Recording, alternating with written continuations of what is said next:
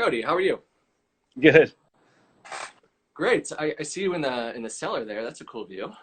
Yeah, we're busy barreling down lots of wine right now from the 2020 vintage in the cellar, which is out there. Oh wow. So I've seen pictures of that. It's such a small operation you have. Everything is just under that one roof, right? So you have the winery, and then you have the tasting room up front, right? We have we have like a 4,000. It's a 5,000 square foot building ish.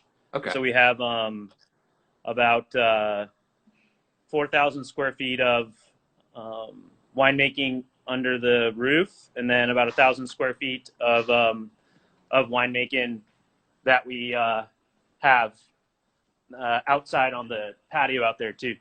Oh, nice. So it works pretty good. Yeah. So we're going to get into it here in just a few minutes, but before we do, we'll give people just a few more minutes to connect. Tell me just a bit about so what's happening right now. So harvest is done. I saw on Instagram before you guys you were doing punch downs. Are you still at that point? You said you're barreling down now, so you're Yeah, transferring I've the got barrel? some fermenters actually right here, so we still have about actually we have 5 ferments left. So Okay. if I put you down in there, you can see the grape skins and the I'm not sure if you guys can actually see the purple Oh yeah, hands happening here, but for sure. yeah, we've got a solid five ferments left out of about.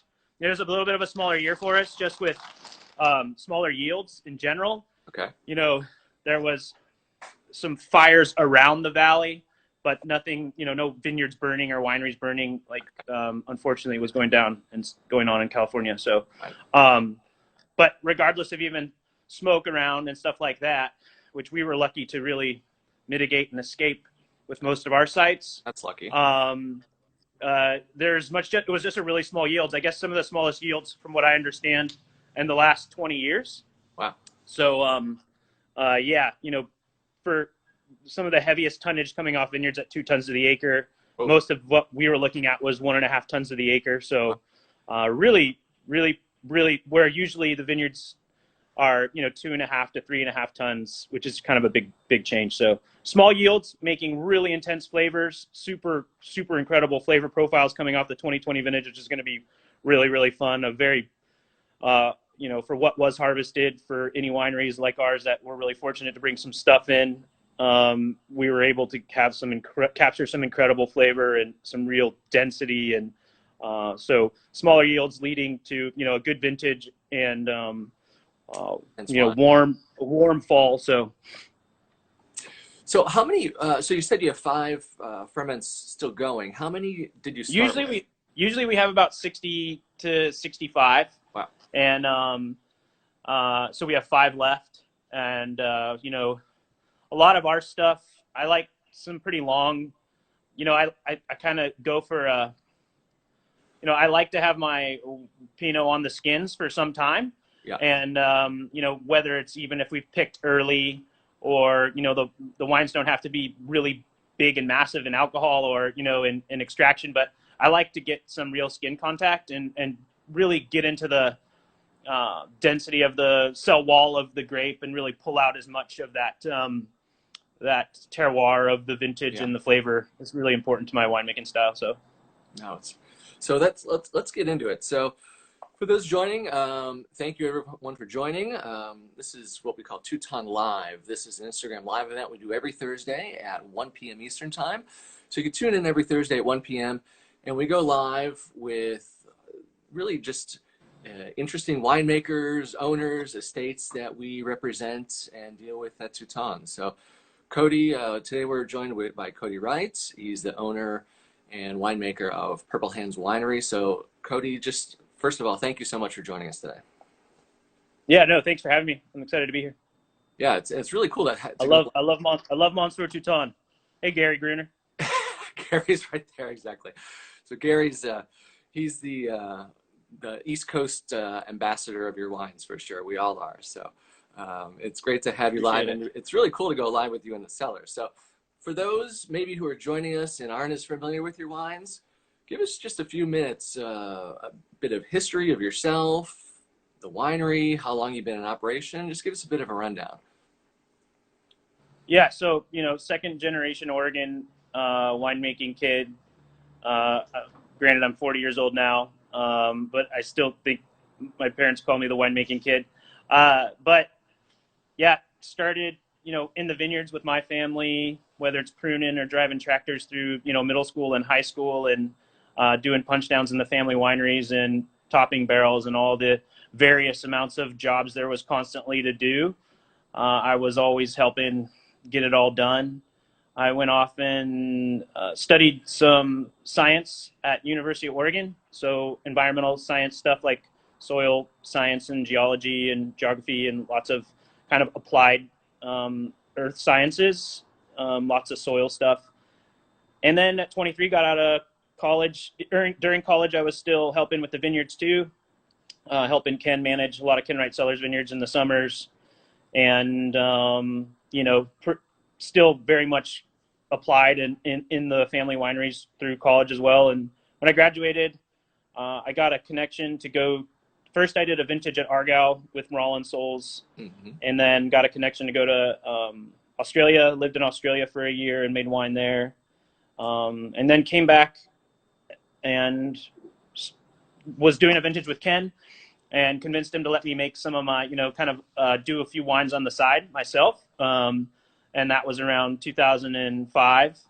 And that was kind of the birth of me making my own wines, and me, kind of turning around and being like, okay, if I want to do this again, I got to go out on the streets and sell this, this wine that I've put together in barrel. And I was lucky because I'd actually,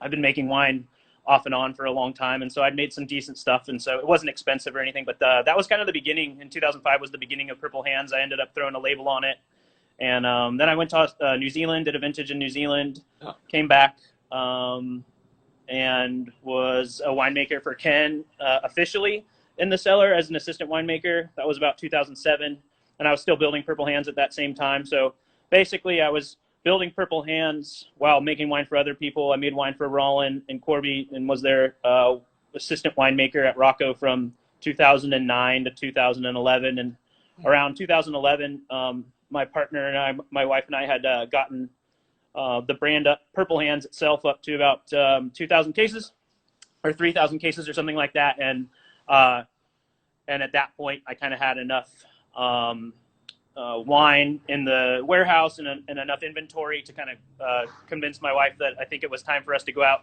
for me to go out on my own, and for us to start Purple Hands full time. And so 2011 is when we officially took the leap of faith and went full time in our own little business. And so that's been almost 10 years now. And we've built wineries and bought vineyards since then. And we own about 60 acres total. And my wife and I have about 38 acres in vine now for Purple Hands, just outside of our own ownership. And then we built our little winery down here in Dundee in 2016, and have another winery up on one of our vineyard sites in the Dundee Hills that we've named, or another tasting room, called Hawk and Lene, which is the name of my two children. That's the tasting room there. So that sits up, kind of perched up at the top of the Dundee Hills. Really, really beautiful, kind of different thing than being in the winery in the cellar, but both are really fun. Our tasting room here at the winery is really cool. It's kind of like a fishbowl, and you can see all the action happening, and you're able to kind of watch vintage from in the tasting room. So both really, really fun spaces to taste wine and taste our vibe, and kind of be immersed in the winemaking environment. But yeah, that's kind of and now, at some point, I think we plan to build a winery up at one of the vineyard sites at some point. But for now, I think we're holding tight and just kind of putting our heads down and trying to execute all the stuff we have going on at the moment. But yeah, I can't even imagine. I mean, such a small operation, but running everything, your wife, how big of a team do you have, just out of curiosity? Well, I've got two people that help kind of run the winery. Irene Gammon is my tasting room manager. Jordan Ernst is general manager. And the two of them really help me run our wine club, our shipping, our tasting room, like everything winery associated in terms of consumer and hospitality, they really run that whole stuff, and some of the back of the house logistics stuff as well, for sure. Everybody kind of chimes in. That's kind of an expectation I have for the people that work for us. You know, I wear many hats too. And then I have a full-time Oregon sales rep who's repping our brand here. And then I have a full-time vineyard guy, Juan Serratos. Margot Lemma is my sales rep for Oregon. And Juan Serratos is managing all the vineyards, well, with me, running our 36 acres of in-vine in the ground. So we do it all in-house. Yeah. So yeah, and I get on a tractor, you know, a couple months, and then I'll get in here and wash all the barrels. And so I tend to stay pretty busy too. But everybody lends every hand. Kind of the whole staff becomes assistant winemakers during harvest. And yeah, exactly. And you know, my wife is a huge help too. She's everywhere all the time, helping run tasting rooms and, you know, running the fam and running in the winery all the time too. So yeah, it's cool. We have a really super crew, and I feel super privileged to have really amazing people around that, you know, believe in our brand and believe in what we're doing, and it's a lot of fun. So let's talk about the philosophy. So I know you're single vineyard focused. So you own a few vineyards, but you also have contracts with a few other vineyards that you purchased. Just give me a bit of the philosophy and kind of how it's built. Well, you know, it really doesn't, you know, fall far from the tree of Ken Wright Cellars, in a sense of, you know, it's just all about quality. I learned from a young age that, you know, you can't make great wine from average sites.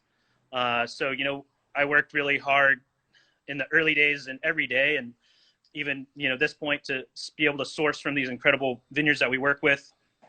Took a long time for me to prove myself, you know, in the early days. And now I feel like, you know, we've been doing some great stuff and making some, you know, really exquisite wines, which has really lent itself to having a lot of people kind of knock on our door asking us, you know, to work with their sites. But, yeah, you know, terroir is everything. And, you know, I can't make great wine if I don't get to start with great ingredients. And so we work, you know, super hard to show these beautiful vineyards and show the purity of them, show the honesty of these sites. That's super important to us. So, yeah, you know, kind of being in Ken Wright Cellars, being in the winery with him, and learning and falling, you know, learning that, you know, these, you know, somebody will come into the winery and ask you, so do you guys put this, you know, is this, you know, early learning about wine, did you put this cherry flavor in this wine? Is this blueberry flavor? How does it taste like this? Yeah, exactly. And, you know, it's cool to just, you know, I was so lucky so early to learn about how, you know, the minerality and the flavors and these AVAs, and I fell in love with Oregon terroir and soil really early, and knowing, you know, these vines can go 50 feet into the ground, and the flavor they're bringing, you know, it's just a very magic alchemy to it. And yeah, I just, you know, I strive for that same excellence at KWC, really, to just be able to show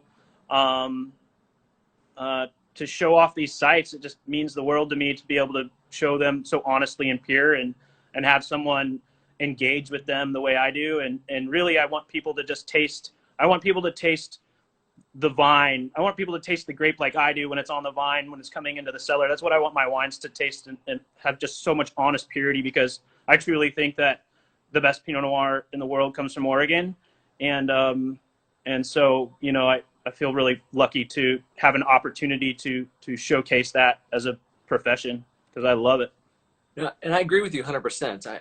I've always said that I feel like, as far as consistency and quality, Oregon wines, Pinot Noirs, are off the charts. I mean, obviously there's you can look back at Burgundy, and there's a lot of influence there. And Oregon, I feel like, has taken some of that model, and you have as well, with dealing with specific sites that have a true sense of terroir and, you know, represent themselves well. But you guys have just really come into your own, and it's really been exciting to watch, really. It's exciting to be a part of. There's just so much great wine coming out of this valley, and it's so inspiring, really. And it just makes you want to keep the bar so high. And, Right. you know, every time we come into harvest, it's, you know, I'm so focused. It's not competitive, but you go in every vintage just wanting to make, like everything, but just wanting to just knock it out of the park so much in order to lift everyone up, but just have that opportunity to make something great. And with Roland and my mom at Rocco, his bar of excellence is so high. My family just keeps this incredible quality, and so every vintage, you come in and I really strive and know that maybe I have an opportunity to make something better every year, and my palate has changed and I'm evolved, and maybe I'm a little better every time I walk into the cellar with a year of experience under my belt. And so we try to make sure that we capitalize on that every vintage. Yeah, for sure. So it's somebody scrolled a question a second ago I want to bring up. It's a good point. So something that doesn't get something that doesn't get talked about a lot, especially unless you're a wine geek like me, and then even not so much. But talk to us just for a few minutes about clones and clone selections, because I know it's a big deal in Oregon, and especially for you. And people might not realize that Pinot Noir isn't just one thing. It's multiple clones of one grape variety. Yeah. I use a really generic way to discuss it, and I think it makes a lot of sense. Is like when you think of red apples, you've got like Fuji and Golden Delicious and Granny Smith, and those are all, registered under the umbrella of a red apple. But all of those apples, as we know, have different flavor profiles, and we have all those apples, which are technically red apples. They all have different flavors, and so that's because of genetic mutation and isolating those clones of that mutation that happened in that red apple tree. Therefore, under that umbrella, they're still all red apples, but they all taste differently. That's the same thing with Pinot Noir. So you have the Pinot Noir, mother, and then underneath that are all of these genetic mutations that have happened naturally, and they've been isolated and planted somewhere and grown up and rootstocked and turned into a baby vine, and then people find out and you plant it and decide whether it's the flavor profile is in the right place. A lot of those have already happened in the last 500 years, and a lot of that stuff came from Burgundy. A lot of the original rootstocks and cuttings and all that stuff is from Burgundy already. So we were obviously, Oregon's really fortunate to have not had to start from the beginning. People brought over a lot of cuttings and a lot of really exquisite, Pinot Noir already to the valley, and were able to know what was good and know what was making really beautiful Pinot Noir in a similar microclimate as Burgundy to Oregon, and kind of start from there. And those rootstocks are those clones are super important, because each one of those flavors, like if you come to our vineyard at Hawk and Lene, we have about 10 different clones of Pinot Noir in that. And so all of those clones of Pinot Noir create a different flavor profile, which creates more complexity and diversity, and makes more dynamic Pinots. For me, it's also very fun to isolate one clone if it's in the right place to get purity from that.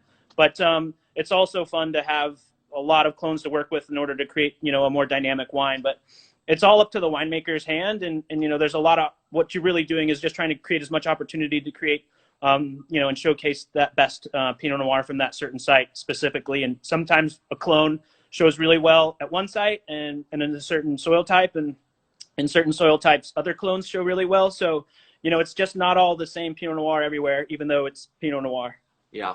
And people, like I said, people just don't realize how complicated it is. And then so you're dealing with different blocks and different clones, and it's not just one thing. So I like that. Yeah, it's really like being in a chef, and being like, this beef was from in the Painted Hills of Washington, and this beef came from this area, and even though it's all this certain cow, each one of these are raised differently and raised in different things, and they all create a different flavor profile, and they bring a bunch of complexity to your palate. So yeah, exactly. No, that's cool. That's a great explanation. So the next thing I wanted to ask you about is soil type, because I noticed, just looking through the different sites that you work with, it's for the most part seems like either volcanic, jury, or marine sedimentary. So why are those two important? Why do you work with both? Just tell us a few minutes about soils and kind of the special. Yeah, so about 200 million years ago, the coast was being created off of Oregon. So the West Coast is kind of being created. And then about 20 million years ago, there was a huge volcanic eruption that happened in Eastern Oregon and Southeast Washington. We have an active volcanic chain here, the Cascades. There's a divergent plate off of the coast that creates the active volcanoes. And so, it's a very youthful flavor and soil type, flavored soil. So it creates a very vibrant Pinot Noir, which is kind of what I think is so special about Oregon. But yeah, those soils create different flavor profiles. Sedimentary soil is going to give you more blue and black fruits, more earth, I think, for me. And Jory, volcanic soil, is going to give you more red fruits and spice, more cherry and raspberry and red licorice. And whereas you get more blueberries and mulberries, blackberry, boysenberry, earth, barnyard stuff coming off of sedimentary. But some of that can come from winemaking style too, but I feel like that's pretty real for my flavor profile and for what people would agree with me about. And so by having those different soil types, you can either blend those together, or you can, just make volcanic site bottlings and just make sedimentary site bottlings. And so all the different AVAs, the American viticultural areas, there's about 7 of them now in the Willamette Valley. But most of, there's 2 that are dominantly Jory, which is Amity Eola AVA and the Dundee Hills, and then Yamhill Carlton and Ribbon Ridge and Chehalem Mountain AVA are more sedimentary, although Chehalem has quite a bit of volcanic mixed into it too. So obviously your main focus is single vineyard wines, and you want to express this the terroir, what makes that site special. But you do make a wine that people love, and we do quite well with the Touton as well. So the Lone Oak Ranch. So explain that to us as well. So again, we're talking about how small we are. We only do, we literally with our little team do about 6,000 cases a year. No, it's not much. That's, that's 75,000 bottles or something like that. Yeah. It's not a lot of wine. No. And we're really fortunate to get some really great press and to have, basically the way I look at it is like, I feel really fortunate that I make food for a living and that people like it. Yeah. And I feel like I'm a wine chef in a sense. And then I get to make these incredible dishes. But yeah, that's where Lone Oak Ranch comes into effect. It's a distribution only wine, which makes it really unique and super fun. So it's kind of a tip of the hat to all my distributors. And it's a blend. It's, I blend all the vineyard designated.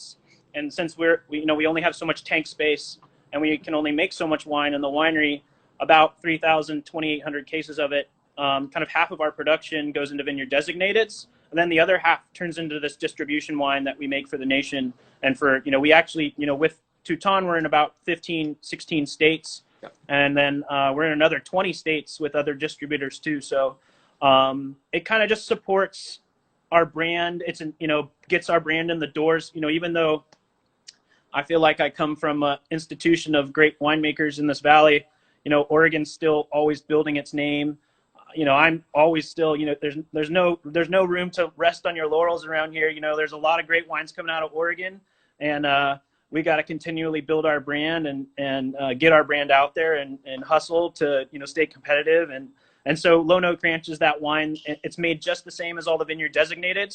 It's unfined, unfiltered, all sorts of great wild ferments, and all of the incredible ingredients in winemaking. And to be honest, what actually, it's a fine tooth comb that separates stuff that goes into a vineyard designated versus into Lone Oak Ranch. So it's an incredible value and quality wine for the buck. And I think you're showing a picture of it. I'm going to show a picture of it here. Oh, nice. Yeah, that's the Lone Oak. It's really fun. Yeah, it's a beautiful, beautiful bottle, and just an incredible value and quality Pinot Noir. Like you said, it's a great value. It's and it's a good way in the door. It could be in a nicer restaurant by the glass, or just to get it in front of somebody, and then they're like, whoa, and then you introduce them to the vineyard designates, which are just kind of next level. Exactly. Yeah. Yeah. And it's like, for a daily drinker and for the price point, it's just, I feel like, it's an awesome wine, for that wheelhouse. and we love getting to make it. Yeah, for sure. And like you mentioned a few moments ago, you've not by chance, you've been awarded some incredible ratings from a lot of wine publications. And this is the 17 vintage, which we still have a lot of these in stock, and most of them over 92 points from everybody. So it's pretty rare, even for me, like in the wine business, to see all of the reviewers sort of in unison behind a brand. So congratulations, it's really impressive. Well, thanks. We feel very very blessed and fortunate to be pulling it off in these Yeah. tough times. So it's always great to have a pats on the back and kind of know that how really the vision of the wines that I want to make is the direction that is being complemented as a good direction that I should go. So that's always feels good. Yeah, well, you're doing something right, so keep it up. Oh, thank uh, you. I so appreciate it. I want to speak about your little, I call it the secret weapon here. So tell us a bit about the Chardonnay and how that came about. And it's a different label. It doesn't even look. Yeah, I wouldn't even in my head picture it as in the same other lineup. So Yeah, I've been studying Chardonnay for 10 years. I love Chardonnay. My two favorite whites are, well, I got to throw champagne, great champagne or grower bubbles in there, but Chenin Blanc and Chardy. But if you love Burgundy, which I do, you love great Pinot Noir. You gotta love great white Burgundy and just great Chardonnay. And I fell in love with it a long time ago. Growing my brand didn't really give me room early on to make a lot of Chardonnay because I was really focused on just making Pinot Noir, and I didn't have a lot of money. And I don't, again, just want to make Chardonnay. With reds, you can kind of push them a little harder and extract some density and quality out of good fruit. But with Chardonnay, for me, it was always about making sure that we had the highest quality, and I never wanted to start making Chardonnay until I had vineyards that had the quality that I could use to make some of the best. Because if I'm going to make Chardonnay, I just want it to be fantastic. And so I'm a big critic of myself. And so we've been working on our program. We planted our first Chardonnay at Latchkey Vineyard, which is an estate vineyard for us in the Dundee Hills.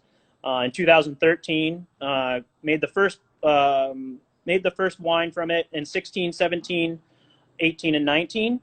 And every year I feel like I fine-tuned it a little bit more and really tuned into how I wanted to make that quality Chard.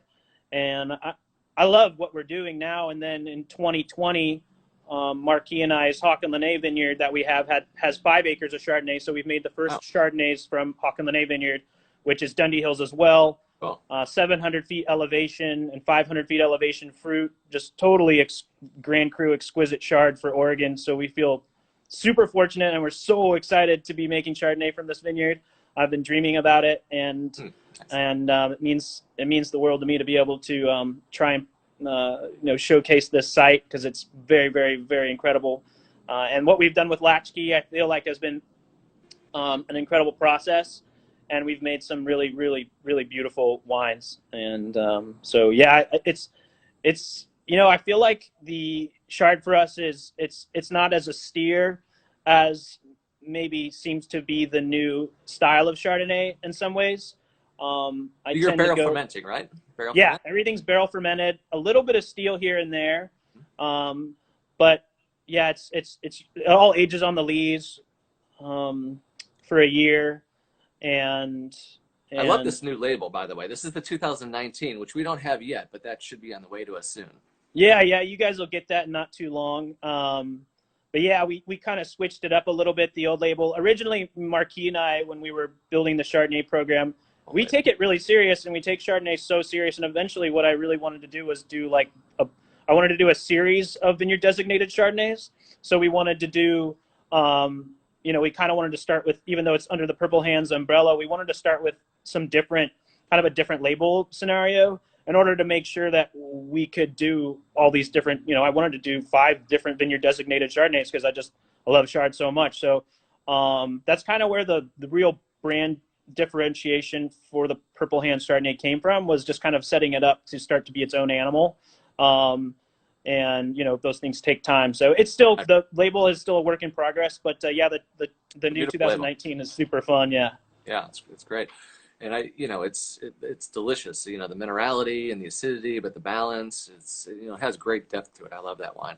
I feel like you're taking like a DRC approach here at the moment, mostly single site Pinots, and then you have your one white at the moment. So Yeah. domain Romani Conti approach. There you go. Exactly. Yeah, that's kind of the way it'll be, I feel, for us for a while until I think eventually what we might do is do single clone bottlings from Hockenlane, because I have 5 acres there, 5.5 acres of Chardonnay. So we could do some really, really fun stuff and show some really show that depth of the different clones of Chardonnay. It could be a really good time.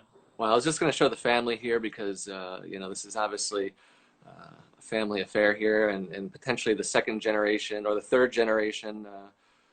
You sure hope so, don't you? Yeah. You sure hope so. They're really good. They're really good kids. I had nothing to do with that. It's all my wife. But they're incredible. They get their hands dirty. If you go to my Instagram or Purple Hands Instagram, you can see my daughter doing some of her first punch downs this year. She turns 3 tomorrow. Oh wow! And my son just turned 6. So yeah, really, really blessed to have an incredible family. My wife is she's amazing, and she keeps it all makes together. it all happen. That's right. So I before we head out, I wanted to show the other member of the family here, Ozzy. Ozzy. Yeah. Also working as well. That's our 10-year-old German Shepherd. He's a legend. His name is Ozzy, and he's been with Marquis and I since we got 10 years. So since we really got serious, and yeah, he's he's actually East German Shepherd. So he comes from this really incredible bloodline of Eastern European Shepherds, and all the sires and mares are flown to Oregon, and so he's it's really cool. Like, only the sires and mares they only have like couple puppies, and that's it. And so it's fun. He's a very incredible dog. My wife, he's definitely our firstborn child. I'll tell you that. So before we head out, I thank you again for your time, and we're running over already, but if you can, in just a few words. So 17 and 18, pretty similar, dry. You waited for the rain. Tell us a bit about 19 and then 20. How did those look?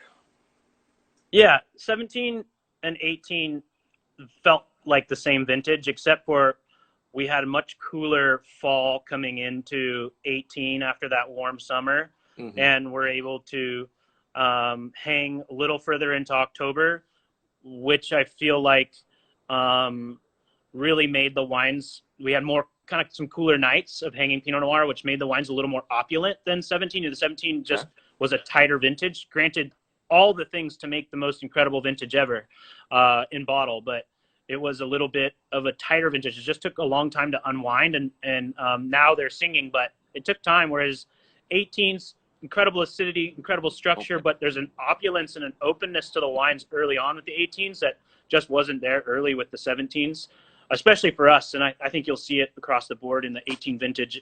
It's a classic vintage for Oregon, like a 12 or a 15. It's just all the embodiments to make a classic vintage that can lay down, but also just kind of wants to drink now. Nice. Very, very cool. 19, beautiful summer, a little bit cooler, a lot more rain off and on, kind of classic Oregon summer, not these hot streaks that we've had, and kind of came into the 9th inning in September and August, and September just started dumping.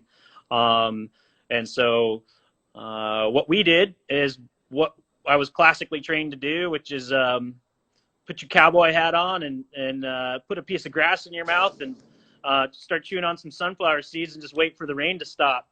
And that's what we did, and it stopped the 3rd week of September, and we let everything dry out, and we ended up picking all of our 110 tons for 2019. That basically in 10 days from September 28th through October 8th, and it all came in the house.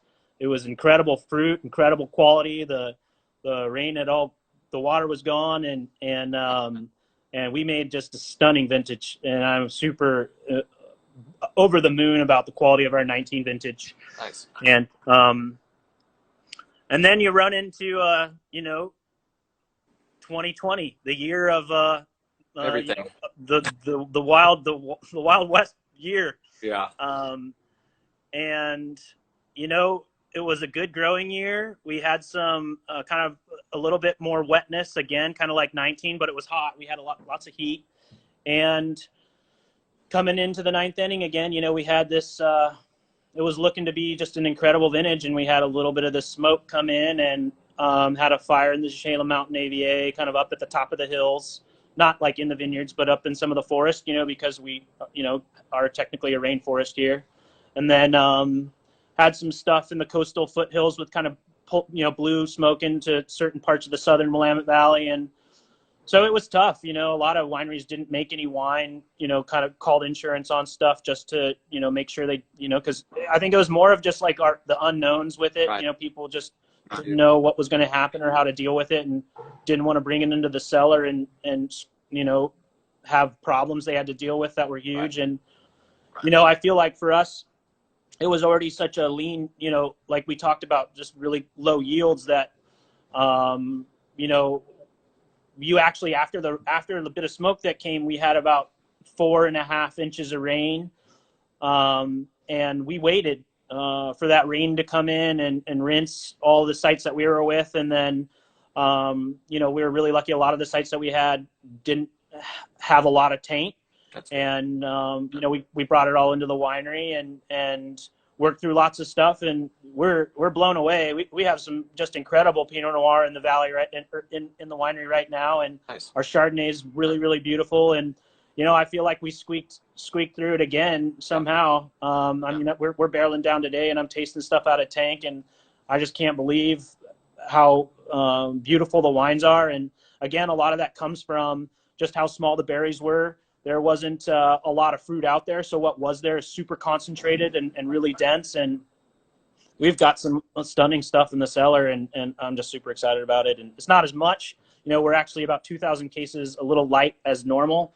We're about 6,000 cases normally, so we're down at about 4,000. But what we have here is phenomenal. So feeling really fortunate. No, it's exciting, and like you said, it's patience pays off. Hopefully most of the time, and it seems like it has been for you. So it's tough to do. I mean, well, I feel like I've watched the best do it really well, and learned that there's certain times to pull the trigger early when if you can't really see the forecast for the future, and you're only going to be able to do what you can with what you got there. And there's moments for that too, but you can't make flavor. right. Something I learned early on from great winemakers is you can't make flavor come into a vine. You can only do so much in a winery. Yeah. And that's just it. And you got to wait for the vineyards and for the depth of flavor to come from those vineyards, and to come from hanging on the vine and those cool nights and hang time. I mean, you just can't make flavor. Otherwise, if you want to make watery Pinot Noir, pick it early. Yeah. But so. Well, for those listening, we have still some 17 vintage left of some of the single vineyards.